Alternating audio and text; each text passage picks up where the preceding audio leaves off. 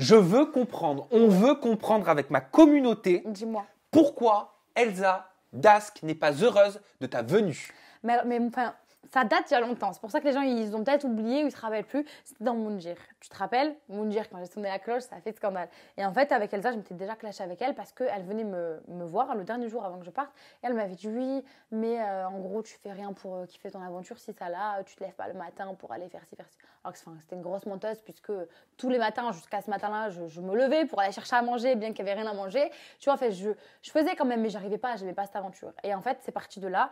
Et après en ITV, tu sais, quand on parle toute seule, elle a dit oui, mais de toute façon avec Camille, il n'y a pas d'affinité, c'est mon amie par dépit. Enfin voilà, je comprends pas. C'est-à-dire que quand tu étais gentil avec moi, c'est-à-dire quand quand on dormait, moi et Benji, dans ta cabane, que tu dormais avec moi, ça veut dire quoi? Ça veut dire que si tu n'as pas d'affinité, tu m'acceptes quand même dans chez toi, quoi. Et après, tu t'en vas dire ça. Donc en fait, c'est de l'hypocrisie, c'est être fausse et c'est être manipulatrice quelque part, tu vois. Donc tout ça, je lui ai dit entre quatre yeux. Et voilà. Et comme je voulais pas arriver en disant ah Elsa, ça va, tu vois, c'est hypocrite de ma part. Ça veut dire que t'as dit qu'en fait on n'est pas amis, on n'a pas d'affinité. Et là, on va arriver, on va être les meilleurs amis du monde. Ah non, ça se fait pas comme ça, tu vois, c'est pas. Parce que tes fans, tes supporters là, sur les réseaux sociaux, ils attendaient ta venue. Ah ouais, ouais, avant que tu arrives. Enfin, Camille qui va briser cette familia de merde. Camille, enfin, elle va faire fermer sa gueule à Elsa. J'ai vu. Moi, j'étais choquée parce que je me suis dit, tu sais, les gens souvent sur Twitter, parce que j'ai plus Twitter, mais je regarde quand même parce que j'aime bien. J'ai vu tous les trucs que j'ai vus, en tout cas les 95%, on va dire, c'était que du positif, en disant oui, Camille, elle arrive pour ci, pour ça. Et genre, ça m'a fait trop plaisir, tu vois, c'est logique que ça me fasse plaisir. Et en fait, j'ai vraiment compris que les gens, ils en avaient marre de ce qu'on voyait à l'écran, c'est-à-dire de la familia, mon frère, ma sœur, alors que, tu vois, on n'est pas venu ici pour faire une familia. Quoi. Surtout qu'on sait que les amitiés, elles se défont, elles se refont très rapidement en télé-réalité. Exactement, surtout à la télé, donc ouais.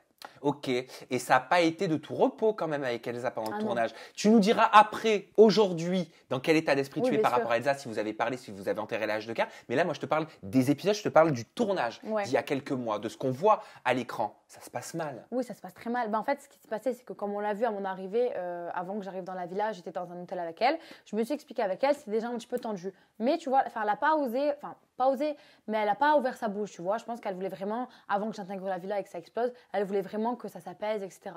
Mais tu vas pas me brosser dans le sens du poil pendant 20 minutes et après je vais faire devant tout le monde comme si tout allait bien. Oui, c'est facile. Voilà. Donc moi non, je lui ai dit clairement que, elle m'aimait pas, je l'aimais pas, ça s'arrêtait là. Je suis arrivée dans la villa et j'entendais, tu vois, on venait me voir, oui, Camille, elle a dit ci, elle a dit ça, les machins. Donc moi, je suis partie la voir et j'ai vu que comme il y avait sa Fidji à côté d'elle, elle prenait vraiment... Comme il y avait quoi? Comme il y avait sa Fidji à côté. Tu vois, sa copine. Pourquoi sa Fidji? Je sais pas, sa copine, c'est toujours à deux. Je sais pas, elle avait une poussée d'hormones, une poussée d'ailes, ou j'en ai aucune idée.